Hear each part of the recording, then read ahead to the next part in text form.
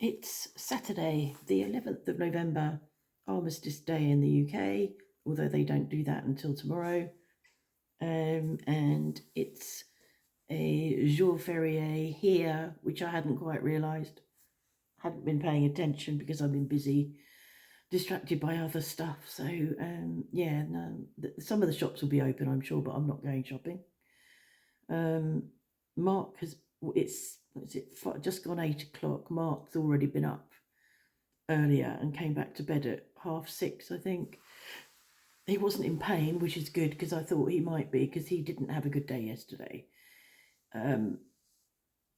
Yeah, he'd had quite a bit of pain yesterday. I think what had happened, what was yesterday? Friday. Thursday at physio, he had done some exercises on step, sort of really sort of pushing up on his right knee and going up and then back down. And I think the going down was quite an effort for him. I think I probably spoke about it in a previous video. And when we were talking to him in the chair, and it was really quite difficult for him, and I could see that he was in pain when he was doing it. Made me cry. Obviously don't like seeing him in pain. So he did that on Thursday, and then when he went to bed Thursday evening, he tried to go up the stairs on right knee first, and that didn't, that hurt. And then yesterday after physio, he did better in physio than I expected because he wasn't so good yesterday, and I thought he was quite tired, and I didn't expect him to do.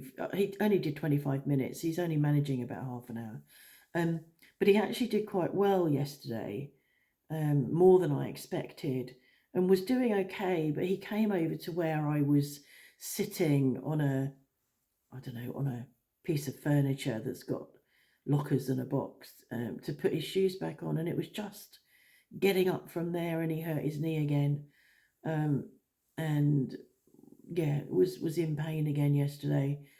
So I was a bit concerned that he wouldn't sleep well, but I think that he must have got on top of the pain.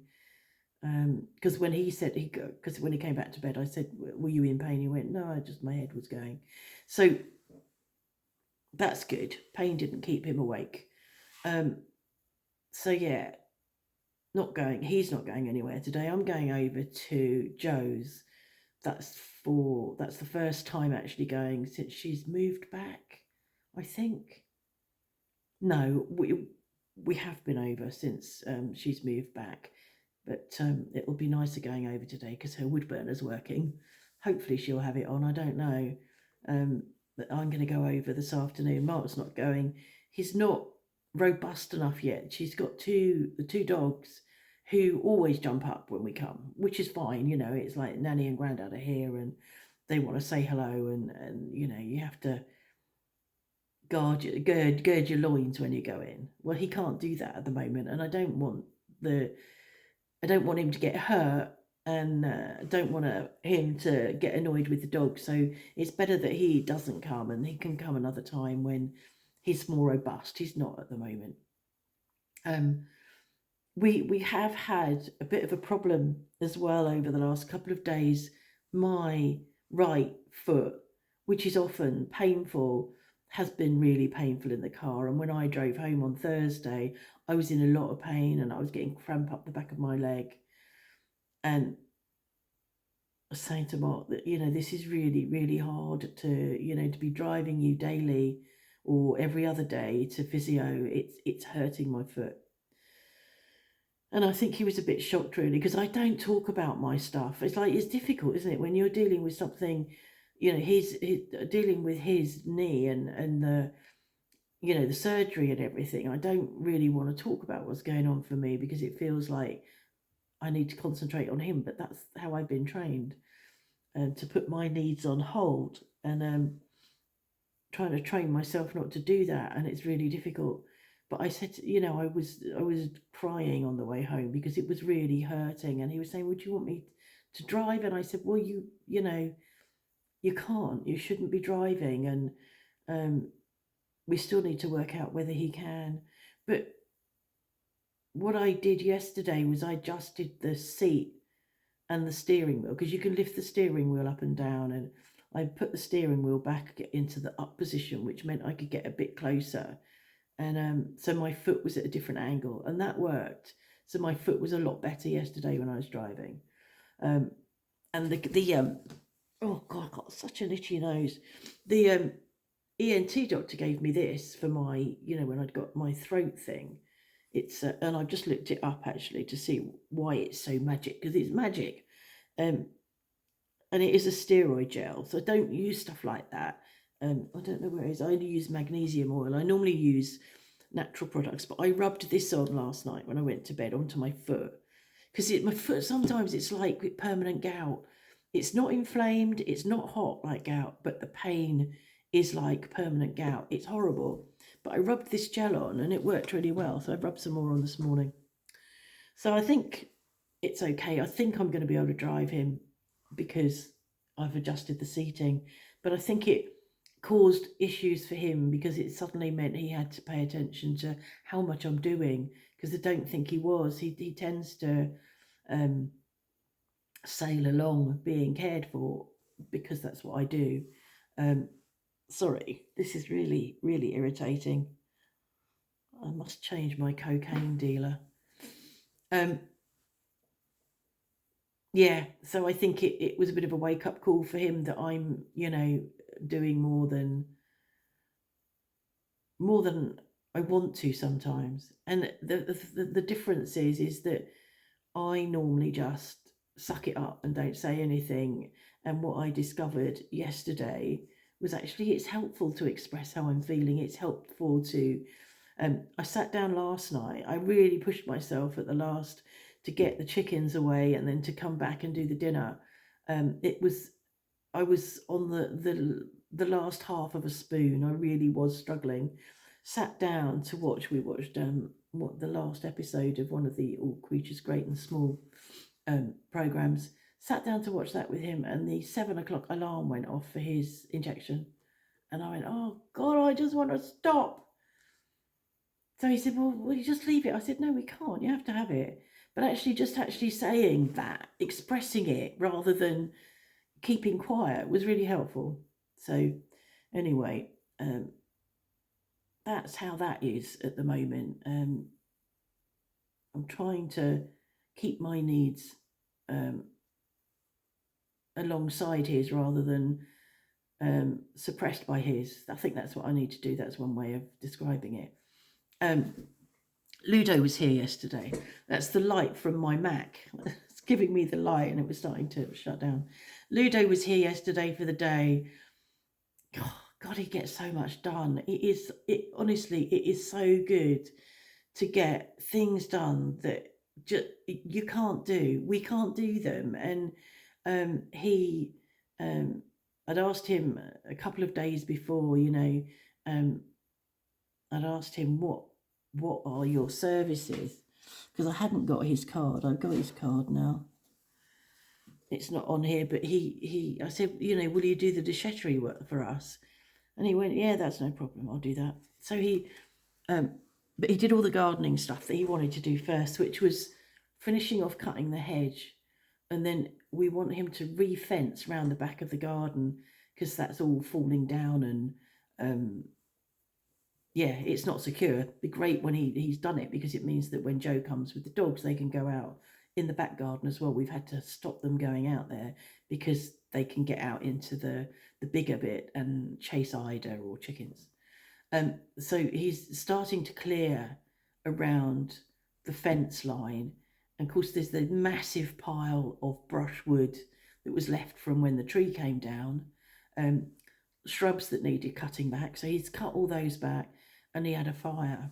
So we had a discussion about that yesterday, and he said, you know, can I have a fire? And I went, well, it's illegal.